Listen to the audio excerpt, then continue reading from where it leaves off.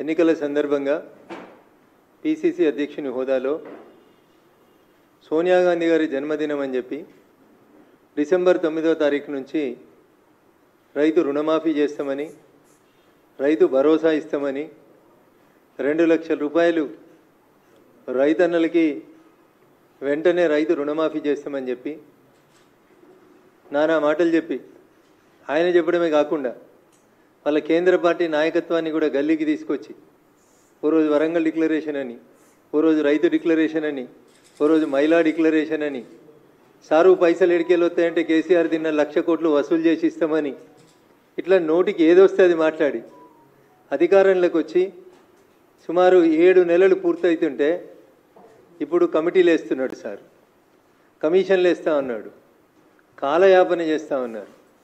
ఇది బాధాకరమైనటువంటి విషయం.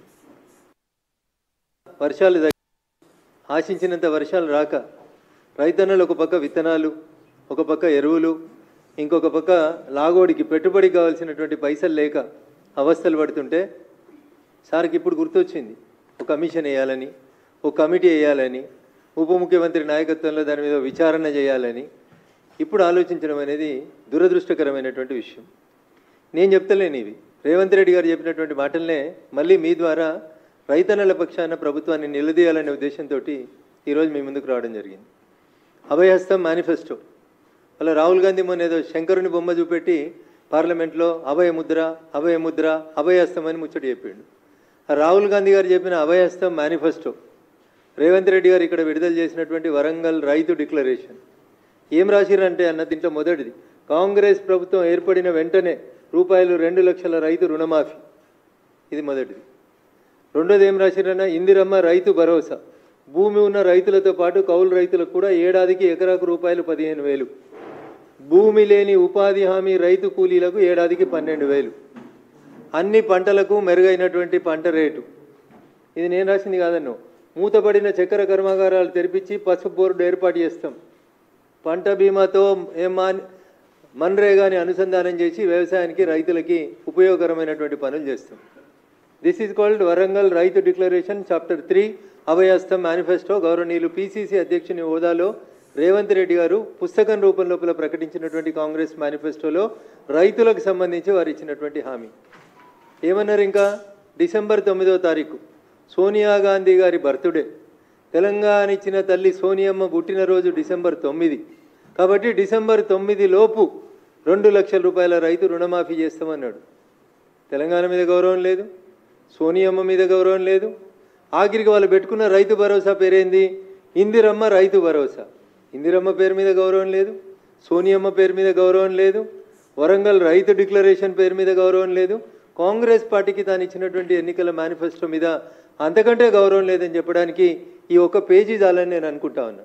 అందుకని ముఖ్యమంత్రి గారు ఆయన భాషలో చెప్పాలంటే పాలమూరు జిల్లాలో తొలుత అని చెప్తారు, ముఖ్యమంత్రి గారి భాషలోనే చెప్తా, నేను చెప్పింది కాదు, తొలుత ఆయన అన్నమాట. తొలుత తొలుత అంటే ఫస్ట్ అని అర్థం. అట్లా పాలమూరుల భాషలో జర అదొక పదంగా టిపికల్గా వాడతారు దాన్ని.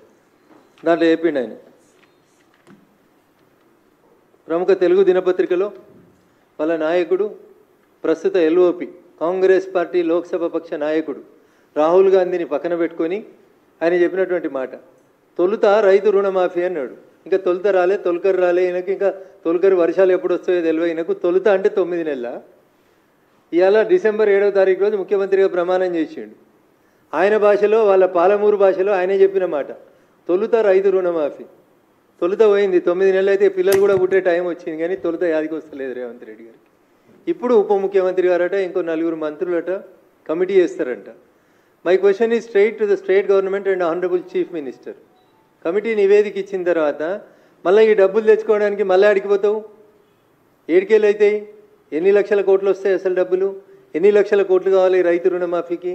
ఏమన్నా ఐడియా ఉందా మీకు? అసలు ఈ రాష్ట్ర ప్రభుత్వానికి అధికారంలోకి రావాలనే యావదప్ప, అడ్డగోలుగా మాట్లాడి అడ్డగైన హామీలు ఇచ్చి అధికారంలోకి రావడం తప్ప నిజంగా మీరు చెప్పినటువంటి ఏ ఒక్క మాటనన్నా నేను ఒక అక్షరం తప్పు మాట్లాడితే ఏ శిక్షకైనా నేను సిద్ధం. ఇది నేను మాట్లాడినవి కాదు, ఈ ఓన్లీ నేను మీకు పేపర్ కటింగ్సే చూపిస్తున్నాను. ఇంకా వీడియోలు ఉన్నాయి చాలా అన్న మాట్లాడినాయి, మస్తు మస్తు మాటలు చెప్పిండు. దీంట్లో ఏమంటాడు? ఆగస్టు 15 నుంచి 30 లక్షల ఉద్యోగాల భర్తీ. వచ్చేస్తుంది 15 ఆగస్టు. దీనికి ఇంకా నెలనే బాకీ ఉన్నది. ఇంకా రెండో మాట, బిలియనీర్లకు మోడీ మాఫీ చేసిండు, మేము పేదల డబ్బుల్లో ఖాతాలు వేస్తాం. నర్సాపూర్ సరూర్ నగర్ జనజాతర సభల్లో కాంగ్రెస్ అగ్రనేత రాహుల్ గాంధీ మా మెదక్కి వచ్చే చెప్పిండు అని, అందుకని నేను మెదక్ ఎంపీగా రెస్పాండ్ కావాల్సి వస్తుంది. తొలుత రైతు రుణమాఫీ. రాహుల్ గాంధీ గారు, వై కాంట్ యూ స్పీక్? మీ తల్లి పేరు మీద సోనియమ్మ బర్త్డే పేరిట డిసెంబర్ 9 పేరిట సోనియమ్మ తెలంగాణ తల్లి దేవత అని చెప్పినటువంటి సోనియమ్మ పేరిట ఇచ్చిన మాటనే తుంగల దొక్కితే కాంగ్రెస్ పార్టీకి ఇంకా దేని మీద భరోసా ఉంటుందో ఒకసారి ఆలోచించాలి మీరు. అభయస్థం మేనిఫెస్టో ఇంకో మాట చెప్తాడు, రైతు కమిషన్ మరియు కొత్త వ్యవసాయ విధానం పేజ్ 2, వరంగల్ రైతు డిక్లరేషన్ పేజ్ 2లో చెప్తాడు. ఏమంటాడు? రైతు కమిషన్ మరియు కొత్త వ్యవసాయ విధానం ఏర్పాటు చేస్తాం, లాభసాటి వ్యవసాయమే లక్ష్యంగా తెలంగాణ వాతావరణ పరిస్థితులకు అనుకూలంగా ఇన్ని పైసలు ఇస్తామని రాసిండు. వడ్లకు కాంగ్రెస్ వాగ్దానం ఇచ్చింది, 2683 రూపాయలు ఇచ్చింది. అప్పుడున్న ధర 2183 రూపాయలు. మేము అధికారంలోకి వస్తే 2683 రూపాయలు ఇస్తామన్నారు. టేబుల్ కొట్టి మరీ ధరలు రాసిరు, ఏ పంటకి ఎన్ని పైసలు ఇస్తాము. మొక్కజొన్న 1870 ఉంటే 2200 ఇస్తామన్నారు. కందులు 6300 ఉంటే 6700 ఇస్తారన్నారు. This is what you have committed to the people of Telangana on record. రాతపూర్వకంగా అభయహస్తం మేనిఫెస్టో అని పెట్టి ఇందిరమ్మ రైతు భరోసా అని చెప్పి పొద్దుగాలైతే సోనియమ్మ ఇందిరమ్మ కాంగ్రెస్ అని మాట్లాడేటువంటి రేవంత్ రెడ్డి గారు రాతపూర్వకంగా తెలంగాణ సమాజానికి ఇచ్చినటువంటి వరంగల్ రైతు డిక్లరేషన్ గురించి నేను ముఖ్యమంత్రి గారిని అడుగుతా ఉన్నా. ఎందుకు డిసెంబర్ 9 రోజు ఈరోజు వేస్తామన్నటువంటి కమిటీ, ఉప ముఖ్యమంత్రి గారు మంత్రులతో పాటు వేస్తామన్న కమిటీని డిసెంబర్ 9వ తారీఖు రోజు ఎందుకు వేయలేకపోయినారు రేవంత్ రెడ్డి గారు? ఎందుకు 7 నెలలు కాలయాపన చేసి ఇప్పుడు జూలై వచ్చిన తర్వాత జూలైలో కమిటీ వేసి మళ్ళీ ఏదో ఆగస్టులో ముచ్చట అని చెప్పి ఒక ముచ్చట పెట్టుకోవడం అనేది ఏ రకంగా సమంజసం అనేది నేను అడుగుతా ఉన్నా. ఇంకొక మాట, కొత్తగూడెం సభలో అభివాదం చేసిరు, 9వ తారీఖులోగా సంపూర్ణంగా రైతు భరోసా. ఇలా వీరు క్యాబినెట్లో సబ్ కమిటీలో సభ్యులను వేసిన గౌరవనీయులు ఉప ముఖ్యమంత్రి బట్టి విక్రమార్క గారు ఉన్నారు ఈ బొమ్మల. పక్కనే అదే జిల్లాకు సంబంధించిన ఇంకొక మంత్రి గౌరవనీయులు నెంబర్ 2 అని చెప్పుకునేటువంటి ఇంకొక మంత్రి ఉన్నారు, గౌరవనీయులు పొంగులేటి శ్రీనివాసరెడ్డి గారు ఉన్నారు. ఇంకొక సీనియర్ మంత్రి గౌరవనీయులు తుమ్మల నాగేశ్వరరావు గారు ఉన్నారు. ఇంతమంది సీనియర్ మంత్రుల సాక్షిగా ముఖ్యమంత్రి గారు ఖమ్మం జిల్లాలో చెప్పినటువంటి మాట ఏమని, ఏ ఒక్కరికి అందకున్నా ముక్కు నేలకు రాస్తా అన్నాడు. అన్న నేను ముక్కు నేలకు రాయమని అడుగుతలేను రేవంత్ రెడ్డిని. వాళ్ళు చెప్పిన మాటలో వాళ్ళకి యాడ్ చేద్దాం అనుకుంటున్నాను. నాకంతే. ఏమన్నాడు? ఏ ఒక్కరికి అందకున్నా ముక్కు నేలకు రాస్తా. రూపాయలు 7500 కోట్లు జమ చేస్తే కేసీఆర్ క్షమాపణ చెప్తారా? ఈ పంచాయతీ కేసీఆర్ పంచాయతీ, రేవంత్ రెడ్డి గారి పంచాయతీ కాదు ఇది. తెలంగాణలో ఉన్న లక్షలాది రైతన్నలు అడుగుతున్నటువంటి ప్రశ్న. ఆయన ముక్కునాలకు రాస్తాడా? నువ్వు ముక్కునాలకు రాస్తావా? మాకొద్దు రేవంత్ రెడ్డి గారు. మీరు ఇస్తా అన్న ఇందిరమ్మ రైతు భరోసా ఏది అని అడుగుతున్నారు రైతన్నలు. ఎవరు రాస్తారు? కొత్త స్తూపం కాడ రాస్తారా? పాత స్తూపం కాడ రాస్తారా? మనిషికో అమరవీరుల స్తూపం కట్టుకోరు కదా. ఎవరికి నచ్చిన స్తూపం కాడ ఇద్దరు వచ్చి ముక్కునాలకు రాస్తే బాగుంటుంది అనేది తెలంగాణ రైతన్నల నుంచి వస్తున్నటువంటి డిమాండ్. అన్న నేను అడుగుతలేను. నేను ఏడా కొత్తగూడెం జనజాతర సభ, కొత్తకోట, సీతాఫల్ మండి, ముషీరాబాద్ కార్నర్ మీటింగుల్లో సీఎం రేవంత్ రెడ్డి గారు చెప్పినటువంటి మాటలు. ఎన్ని మాటలన్నా ఇంకా ఇక వడ్డీ లేని రుణం. ఇదేవి కూడా నా సొంత కవిత్వం కాదన్న. ఇదంతా వారి నోటి నుంచి వచ్చినటువంటి ఆనిముత్యాలు, ప్రముఖ దినపత్రాల్లో పబ్లిష్ అయినటువంటి వార్తలు. ఏమంటాడు? ఇక వడ్డీ లేని రుణం 63 లక్షల మంది మహిళలకు మనిషికి 5 లక్షల రూపాయల బీమా అన్నాడు. నోటికి ఏదొస్తుంది అన్న, నోటికి ఏదొస్తుంది మాట్లాడండి సార్. ఏ ఒక్కటన్నా అమలైందేమో చూద్దాం ఒకసారి. పరేడ్ గ్రౌండ్స్లో 1,00,000 మంది మహిళలతో సభ. ఈ సభ అయిందో లేదో నాకు తెలియదు. ఈ 5 లక్షల ఇన్సూరెన్స్ వచ్చిందో లేదో తెలియదు. రైతులను అట్లా వంచిచ్చిర్రు, మహిళల్ని ఇట్లా పంపించిర్రు. ఇంకా ముఖ్యమంత్రి అయిన తెల్లారి మంచి మంచి పేపర్లు అందరిని పిలుచుకొని ముచ్చట పెట్టిండు అన్న. మేమిచ్చిన 6 గ్యారంటీలు నెల లోపల అమలు చేస్తాం. నేను చెప్పలేదు. ఇది కూడా పేపర్లో ముఖ్యమంత్రి కాగానే తెల్లారి అందరిని పిలుచుకొని మంచిగా ప్రెస్ మీట్ పెట్టిండు. గ్యారంటీల అమలు నెలలోగా అమలు, గ్యారంటీ హామీలు నెలలోగా అమలు. అంటే ఏ నెల అనేది నాకు ఇంకా అర్థమవుతలేదు. నెలలోగా అమలు అంటే డిసెంబర్ 9 అనుకుర్రు రైతులు. ఈయన నెలలోగా అమలు అంటే ఈ డిసెంబర్ 24, 25 లేకపోతే మళ్ళీ వచ్చి ఎన్నికలు వచ్చినప్పుడు వచ్చే డిసెంబర్ అయిందనేది నాకు తెలియదు. ఇంకా మా దగ్గర జహీరాబాద్కి వచ్చిండు, వచ్చే మాట చెప్పిండు. పంట రుణం 1 రూపాయి కట్టొద్దు అన్నాడు. ఎవరైనా 1,00,000 కడితే పోయి అర్జెంటుగా మళ్ళీ 2 లక్షలు తెచ్చుకోరి, 2 లక్షలు మాఫీ చేస్తానండి. అధికారంలోకి రాగానే 2 లక్షల రూపాయలు రుణమాఫీ చేస్తాం. కాంగ్రెస్లో చేరేందుకు మాజీ మంత్రి చంద్రశేఖర్ సుముఖత. ఏ చంద్రశేఖర్ గారని మా జహీరాబాద్ నుంచి ఎమ్మెల్యేగా పోటీ చేసినారు. వీరిని జాయిన్ చేసుకోవడానికని కండువ వేసుకున్నారో చెప్పిండు. 2 లక్షల రూపాయల రైతు రుణమాఫీ చేస్తా, ఏ ఒక్కరు కూడా 1 రూపాయి రైతులు రుణం కట్టొద్దు, మాఫీ చేస్తా నేను అని చెప్పిండు. పంట రుణం 1 రూపాయి కట్టొద్దు. ఇది కూడా ముఖ్యమంత్రి గారి పేపర్ కటింగ్.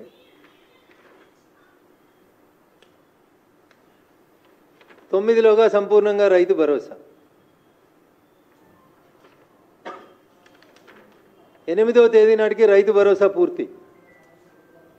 8వ తేదీ ఒకరోజు ముందే జరిపి చెప్పిండు.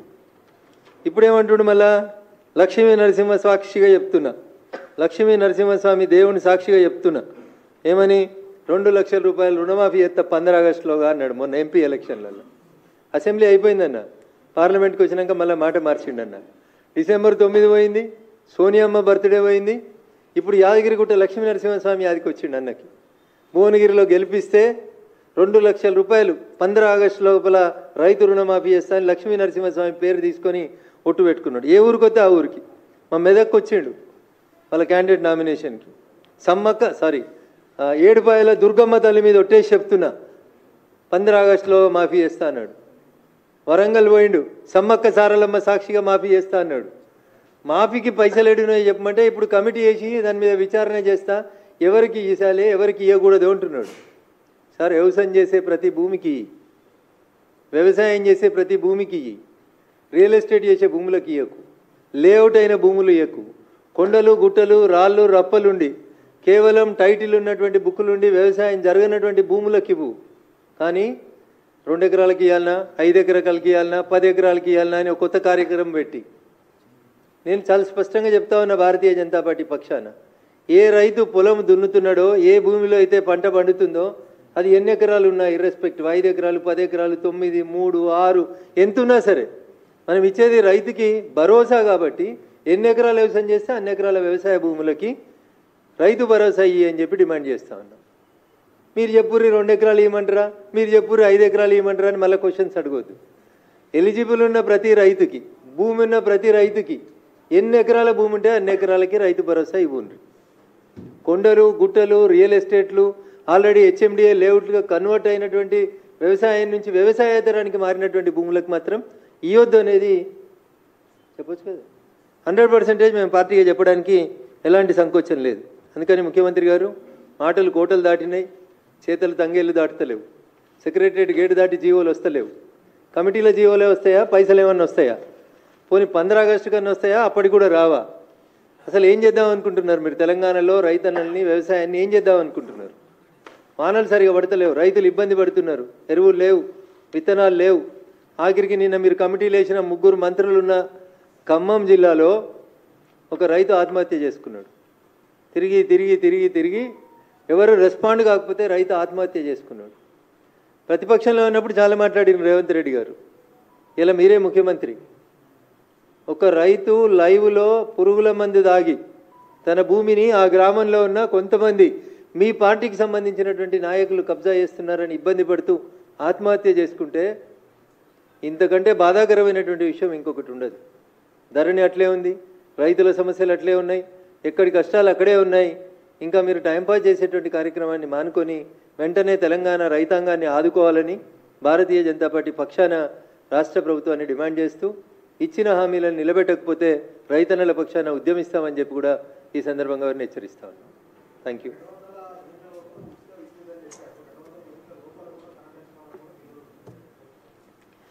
సో ముందుగా రేవంత్ రెడ్డి గారు అనేటువంటి తెలంగాణ రాష్ట్ర ముఖ్యమంత్రి గారికి పరిపాలన మీద ఇంకా పట్టు రావట్లేదు. సమస్యల మీద అవగాహన లేదా అంటే అవగాహన ఉందనే చెప్తాడు. నాకంటే ఎక్కువ ఎవరికి తెలుస్తుంది? 4 మేస్త్రీలు పెట్టుకుంటే నేనే గుంపు మేస్త్రిని అవుతా అని చెప్తాడు. మరి ఆ గుంపు మేస్త్రి గారికి కింద గైడెన్స్ ఇస్తున్న వాళ్ళు ఎందుకు కరెక్ట్ గైడెన్స్ ఇస్తలేరో నాకు తెలియదు. 200 యూనిట్లు అంటే క్లియర్ కనబడుతుంది. 1 నుంచి 200 యూనిట్లు కాని వాళ్ళందరికీ ఫ్రీ ఇవ్వాలి. దానికి పెద్ద క్యాలిక్యులేటర్లు, కంప్యూటర్లు, సోనియమ్మలు, రాహుల్ గాంధీలు, ఆక్స్ఫర్డ్లో చదువుకున్న మేధావులు అవసరం లేదు. ఎవరికైనా ఏ ఇంటికి పోయినా ఎన్ని యూనిట్లు కాలిందో ఆడ మీటర్ చూసి చెప్తారు. కాబట్టి 200 ఇస్తామని చెప్పి 200 యూనిట్లకు కూడా ఇవ్వకపోవడం అనేది దురదృష్టకరం. వీళ్ళు అడుగులు తడబడుతున్నాయి. కేవలం అధికారంలోకి రావడానికి ఆగమాగం మాట్లాడిరు, నోటికొచ్చింది మాట్లాడినరు. ముందు గద్దెనెక్కితే గద్దెనెక్కినాక తెడ్డు తగిలేయచ్చని ఓడ దాటిదాకా ఓడమల్లన్న, ఓడ దాటినాక బోడమల్లన్న అనేటువంటి రీతిలో పనిచేసారు రేవంత్ రెడ్డి గారు తప్ప నిజాయితీగా తెలంగాణ సమాజం మేలుని ఆకాంక్షల్ని కోరుకుంటే మాత్రం ఎద్దేడిచిన వ్యవసాయం రైతు ఏడ్చిన రాష్ట్రం బాగుపడదు అనే ఒక నానుడు ఉంటుంది. కాబట్టి వెంటనే రైతన్నల సమస్యల పట్ల స్పందించాలని ఈ రాష్ట్ర ప్రభుత్వాన్ని మేము డిమాండ్ చేస్తాం.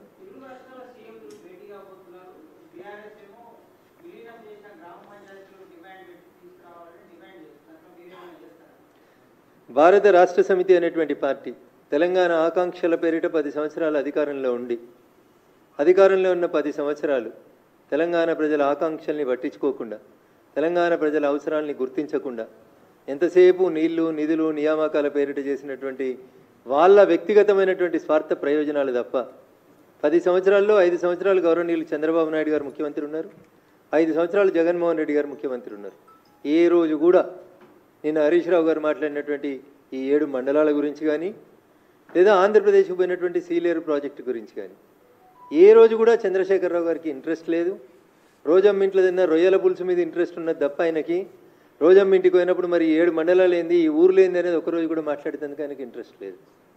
ఇంటికి పిలుచుకొని జగన్మోహన్ రెడ్డి గారిని అలాయి బలాయి చేసుకోవడానికి అవకాశం ఉంది కానీ 7 మండలాల గురించి ఊర్ల గురించి మాట్లాడరాలేదు. ఇలా బీఆర్ఎస్ పార్టీ హరీష్ రావు గారు ఏం మాట్లాడినా అది దయ్యాలు వేదాలు వల్లించినట్టే ఉంటుంది. ఒకరోజు కాదు మీరు ఈ రాష్ట్రాన్ని పాలించింది, 10 సంవత్సరాలు మీరు ఈ రాష్ట్రాన్ని పరిపాలించారు. ఆ రోజు ఏ పరుగునున్న ఏ ముఖ్యమంత్రితోటి కూడా సత్సంబంధాలు పెట్టుకోక అంతా తానే అన్నట్టు అంతా మిథ్య అన్నట్టు ప్రవర్తించి ఇప్పుడేదో శుద్ధులు చెప్తా ఉంటే హరీష్ గారు మీ మాటలకి తెలంగాణ సమాజం శాంక్టిటీ ఇవ్వదు, మిమ్మల్ని గుర్తించదని చెప్పి ఈ సందర్భంగా సిద్దిపేట ఎమ్మెల్యే గారికి తెలియజేయదలుచుకుంది.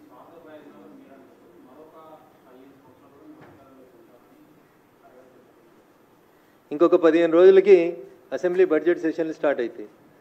అప్పటిదాకా ఇంకో 15 మంది పోకుండా కాపాడుకుంటే చంద్రశేఖరరావు చాలా గొప్పవాడు.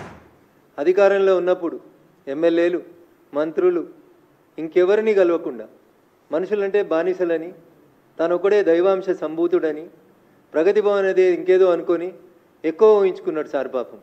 ఇప్పుడు తప్పనిసరి పరిస్థితులలో ఎంపీటీసీలతోటి సర్పంచులతోటి ఆఖరికి గ్రామ కమిటీ అధ్యక్షులతోటి కూడా ఫోటో దిగి బిడ్డ నేనున్నా అని బతిలాడుకునేటువంటి దుస్థితికి తెచ్చుకున్నాడు చంద్రశేఖరరావు గారు. 15 సంవత్సరాలు మర్చిపోండి. ఇప్పుడు అధికారంలో లేకుండా ఇంకొక 15 నెలలు మీ టీఆర్ఎస్ఓ బీఆర్ఎస్ఓ అసలు ఉంటుందా? దానికి పేరు ఉంటుందా? ఊరు ఉంటుందా? మీ ఎమ్మెల్యేలు ఉంటారా? ఏం జరుగుతుంది అనేది ఒకసారి చంద్రశేఖరరావు గారు ఆలోచించుకోవాలి. అంటే కోల్పోతున్నటువంటి నాయకుల మీద పట్టు కోల్పోతున్నారు. రోజుకో ఎమ్మెల్యే పార్టీ మారుతున్నాడు, రోజుకో సీనియర్లు పార్టీ మారుతున్నారు. నేను ఎప్పుడో చాలా రోజుల క్రితం చెప్పిన 2013లో నేటి ఫిరాయింపుదారులే రేపు పిరంగులై పేలుతారు కేసీఆర్ జాగ్రత్త అని. ఇలా ఒక్కొక్క ఫిరాయింపుదారుడు మళ్ళీ ఒక్కొక్క పిరంగై పేలుతున్నాడు. సో అట్లాంటి బాధలలోంచి బయటపడడానికి ఏం చేయాలని అర్థం కాక ఇంకా 15 ఏళ్ళు నేనే ఉంటా అన్నాడు. ఉన్న 10 ఏళ్ళే ఉద్ధరించింది లేదు, ప్రజల్ని కలిసింది లేదు. మళ్ళీ నీకు అవకాశం ఎందుకు ఇస్తారు ప్రజలు? తెలంగాణ రాష్ట్ర సమితి ఎలియాస్ బీఆర్ఎస్ పార్టీకి ప్రజలు సిఆర్ఎస్ ఇచ్చిండ్రు, కంపల్సరీ రిటైర్మెంట్ స్కీమ్ ఇచ్చిర్రు. గౌరవనీయులు చంద్రశేఖరరావు గారిని ప్రశాంతంగా ఆలుగడ్డలు బెండకాయలు వంకాయలు వండించుకొని వ్యవసాయ క్షేత్రంలో ఆరోగ్యం కాపాడుకోమని ప్రజలు ఇచ్చినటువంటి తీర్పును ప్రజాస్వామ్యాన్ని గౌరవించమని చంద్రశేఖరరావు గారికి ఈ సందర్భంగా హితవు పలకదలుచుకో.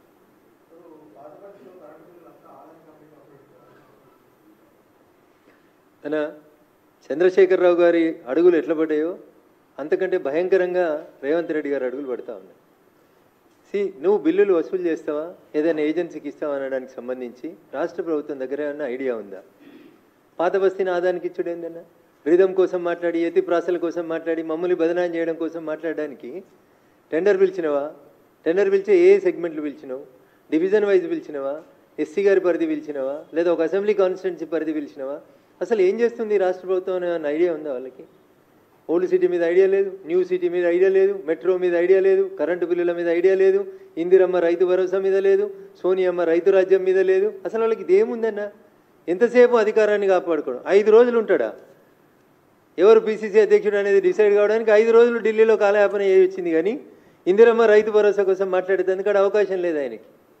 రాహుల్ గాంధీని అడగనుంటివి మరి 1,00,000 కోట్లు వసూలు చేద్దాం కేసీఆర్ దగ్గర అని చెప్తీవి కదా. మరి 5 రోజులు ఉన్నావు కదా. ఎవరిని మంత్రి చేద్దాం, ఎవరిని పీసీసీ ప్రెసిడెంట్ చేద్దాం అనడానికి గడిపిన 5 రోజులలో 5 గంటలు మరి సోనియమ్మ పేరు మీద పెట్టినాం, ఇందిరమ్మ పేరు మీద పెట్టినాం రైతు భరోసా. దానివైపు మన అడుగులు ఎట్లుండాలని ఏమన్నా చర్చ జరిపిర్రా అన్న? ఎంతసేపు రాజకీయం తప్ప ఇంకొకటి లేదు. క్యాబినెట్ ఎక్స్పాన్షన్ చేయడాన్ని మేము వ్యతిరేకిస్తలేం, నిజంగా ఆయనకు బిల్లులు వసూలు చేయడం ప్రభుత్వంతో చేత కాకపోతే టెండర్ పిలిచి ఏజెన్సీలకు ఇవ్వడానికి మేమేం కాదనలేము. ఎందుకంటే ప్రభుత్వం వాళ్ళు నిర్ణయాలు తీసుకోవాల్సిన వాళ్ళు. మాట్లాడితే అంబానీ పేరు ఆదాని పేరు తప్ప ఇంకొకటి రాదు వీళ్ళకి. పొలిటికల్ విమర్శలు తప్ప వాస్తవాలు తెలియవు. ఎందుకు కరెంటు బిల్లు వసూలు చేయడం తెలంగాణ ప్రభుత్వంతో కాదట్నా? ఎందుకు అంబానీ ఎందుకు మధ్యలో? ఆ మాత్రం కూడా శక్తి లేదా? ఎలక్ట్రికల్ జేఏసీ ఉంది కదా, పొలిటికల్ జేఏసీ నడిపిన కోదండరామ్ గారు పక్కనే ఉన్నారు కదా, పిలుచుకొని కరెంటు బిల్లులు ఎట్లా వసూలు చేయాలో అడుగురు, ఓల్డ్ సిటీలో చెప్తారు. దానికోసం ఒక 5 గంటలు స్పెండ్ చేయరు రేవంత్ రెడ్డి. అది చేయకుండా అంబానీకి ఇస్తాం ఆదానికి ఇస్తాం పేపర్లలో ఎవరు పడితే వాళ్ళు ఏది పడితే అది మాట్లాడడానికి తప్ప ఈ రాష్ట్ర ప్రయోజనాలకి ఉపయోగకరంగా లేదనేది మాత్రం మేము రాష్ట్ర ముఖ్యమంత్రి గారికి తెలియజేయదలుచుకున్నాం. నిజంగా మీకు ఏమైనా ఇబ్బంది ఉండి మీకు నడపడంలో ఇబ్బందులు వస్తే మా వాళ్ళు చాలామంది సీనియర్లు ఉన్నారు, మా రామచంద్రన్ లాంటి వాళ్ళు, లక్ష్మణ్ గారు లాంటి వాళ్ళు, కిషన్ రెడ్డి గారు లాంటి వాళ్ళు ఒక అఖిలపక్షాన్ని పిలిచి అనుభవజ్ఞుల సలహాలు సూచనలు తీసుకొని అడుగులు తడబడుతున్నటువంటి ఈ పరిస్థితుల్లోంచి రాష్ట్రాన్ని మంచిగా నడుపుమని ప్రజలు ఇచ్చినటువంటి మ్యాండేట్ని కాపాడుకోమని వారికి ఈ సందర్భంగా నేను నీతో పలకదలుచుకో.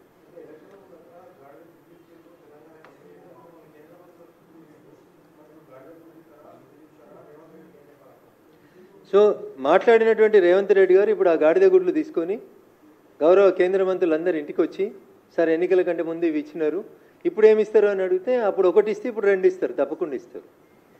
ఏ రాష్ట్రానికి ఏం రావాలి, డెవల్యూషన్ ఆఫ్ ఫండ్స్ ఎట్లుంటాయి, 16th ఫైనాన్స్ కమిషన్ ఏం చెప్తుంది. మా దగ్గర గుంపు మేస్త్రీలు లేరన్న, మా దగ్గర చదువుకున్న వాళ్ళే ఉన్నారు మంత్రులుగా, వాళ్ళకి తెలుసు ఎవరికి ఎట్లు ఇవ్వాలి, ఏ రాష్ట్రానికి ఎంత ఇవ్వాలి అనేది వాళ్ళకి తెలుసు అన్న. కాబట్టి we are not going to rule this country by depending upon the గుంపు మేస్త్రి ఆర్ మేస్త్రి. మేము ఈ దేశం దీనికి ఒక ఎన్నికల సంఘం, దానికి ఒక నీతి ఆయోగ్, దానికి సంబంధించినటువంటి అధికారులు వీళ్ళందరూ ఉంటారు. డెవల్యూషన్ ఆఫ్ ఫండ్స్ ఎట్లా ఇస్తామో అట్లా ఇస్తాం. రేవంత్ రెడ్డి గారికి ఇంకా కోరిక తీరకపోతే మళ్ళీ ఒక మంచి గాడిద గుడ్డుని ప్యాక్ చేసుకొని ప్రత్యేకమైన విమానంలో కేంద్ర మంత్రుల దగ్గరికి వస్తే అప్పుడు ఇచ్చిన ఒక గాడిద గుడ్డుకి ఇప్పుడు 2 ఇవ్వాలా 3 ఇవ్వాలా ఖచ్చితంగా ఆలోచించి వారి వంతు వాటా ఎంత ఉంటే అంత తప్పకుండా ఇస్తాం.